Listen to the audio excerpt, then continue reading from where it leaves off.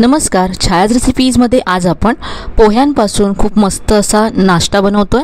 तर इथे मी 1 कप पोहे घेतलेत। जाड किंवा पातळ कोणतेही पोहे तुम्ही इथे घेऊ शकता। मी इथे पातळ पोहे घेतलेत। आता यामध्ये भरपूर पाणी घालायचे आणि पोहे स्वच्छ धुवून घ्यायचेत। इथे 2 ते 3 वेळा मी पोहे स्वच्छ धुवून घेतले। यानंतर यातलं सगळं पाणी काढून टाकलं।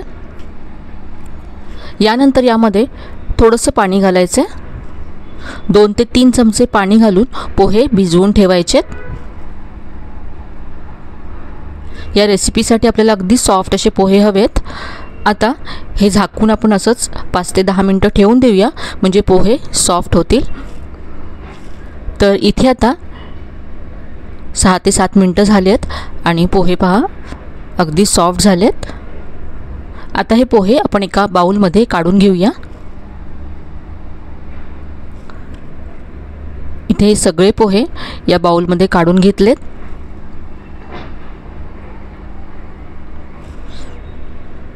या रेसिपीसाठी आपल्याला अगदी असे सॉफ्ट पोहे हवेत। आता हे हाताने असे कुस्करून घ्यायचे। हे असं पिठासारखं व्हायला हवं। आता यामध्ये अर्धा कप गव्हाचं पीठ घालायचं आहे। तर ज्या कपाने आपण पोहे मोजून घेतले त्याच कपाने इथे मी गव्हाचं पीठ मोजून घेतलं आहे। आणि यानंतर यामध्ये अर्धा कप बेसन घालायचं आहे। गव्हाच्या पिठामुळे बेसनामुळे पोह्यांना बाइंडिंग यायला मदत होईल। बेसनामुळे चवसुद्धा खूप छान येते रेसिपीला। आता इथे मी लसूण आणि हिरवी मिरची कुटून घेतले, ती यामध्ये घालायचे। तुम्ही मिक्सरला फिरवून बारीक करून घेऊ शकता, पेस्ट करून घेऊ शकता। यानंतर यामध्ये मी अर्धा चमचा जिरं घातलं, अर्धा चमचा ओवा घालायचा आहे, 1 चमचा सफेद तीळ घालायचे आहेत। यानंतर पाव चमचा हळद घातली, रंग छान येईल रेसिपीला। इथे आता मी 1 चमचा धने जिरे पूड घालते। आता यामध्ये अर्धा चमचा आमचूर पावडर घातली आणि अर्धा चमचा इथे मी काश्मीरी लाल मिरची पावडर घातली रंगासाठी, कारण तिखटपणासाठी यामध्ये आपण हिरवी मिरची घातली आहे। चवीप्रमाणे मीठ घालायचं आहे। यानंतर यामध्ये पाव चमचा हिंग घातलाय आणि भरपूर बारीक चिरलेली कोथिंबीर घालायची आहे। आता हे सगळं मिक्स करून घ्यायचं आहे। सुरुवातीला पोह्यांचा जो ओलसरपणा आहे त्यामध्येच हे मिक्स करून घ्यायचं आणि नंतर यामध्ये आपण पाणी घालू।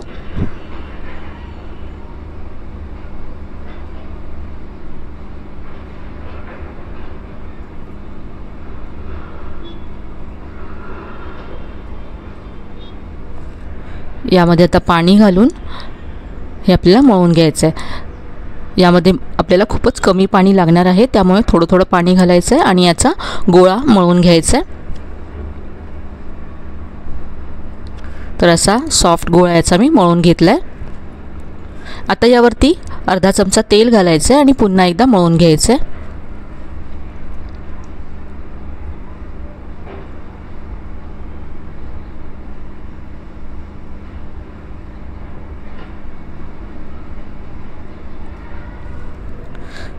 आता हे 5 मिनिटं असंच ठेवून द्यायचं आहे। 5 मिनिटांनंतर याची आपण पुऱ्या तयार करूया। तर इथे मी एक प्लास्टिकची बॅग घेतली, याला तेल लावून घ्यायचं आहे।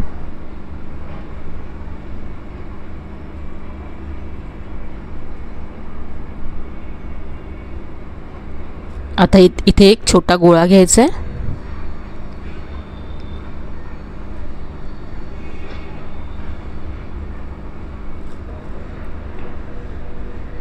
आता एखादी अशी छोटी प्लेट घ्यायची आणि अशी पुरी पसरवून घ्यायची। थोडीशी जाड ठेवायची म्हणजे पुरी छान फुगते। तर अशी इतपत जाड आहे ही पुरी। आता ह्या पुऱ्या आपण फ्राय करून घेऊया। तर इथे मी तेल व्यवस्थित असं गरम करून घेतलंय। आता यामध्ये पुरी सोडायची आहे। खूपच खुसखुशीत होतात या पुऱ्या। असं तेल सोडायचं आहे म्हणजे पुरी छान फुगते।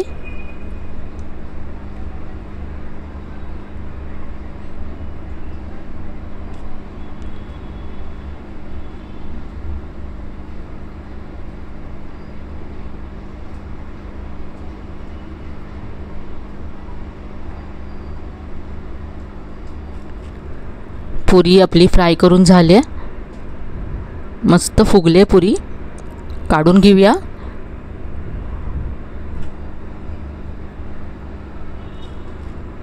आणि इथे आता मी आणखी एक पुरी बनवते, फ्राय करून घेते. तर ह्या पुऱ्या तुम्ही प्रवासासाठी सुद्धा नेऊ शकता. 2 ते 3 दिवस व्यवस्थित राहतात.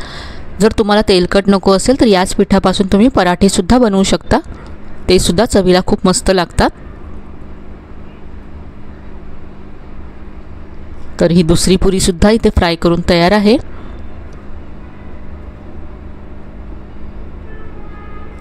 इथे आता मी टोमॅटो केचप बरोबर या पुऱ्या सर्व केल्यात. अशा सुद्धा या पुऱ्या खूप छान लागतात.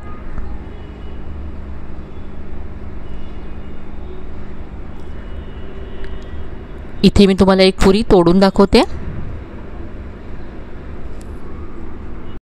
अजिबात ह्या पुऱ्या तेलकट होत नाहीत.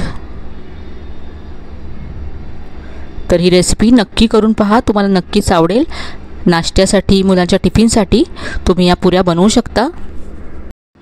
आजची रेसिपी तुम्हाला कशी वाटली कमेंटमध्ये कळवायला विसरू नका. रेसिपी आवडली असेल तर व्हिडिओला लाईक करा, शेअर करा. चॅनलला अजून सबस्क्राईब केलं नसेल तर नक्की सबस्क्राईब करा. चला तर मग पुन्हा भेटूया अशा छान छान आणि नवीन नवीन रेसिपीसह. तोपर्यंत धन्यवाद.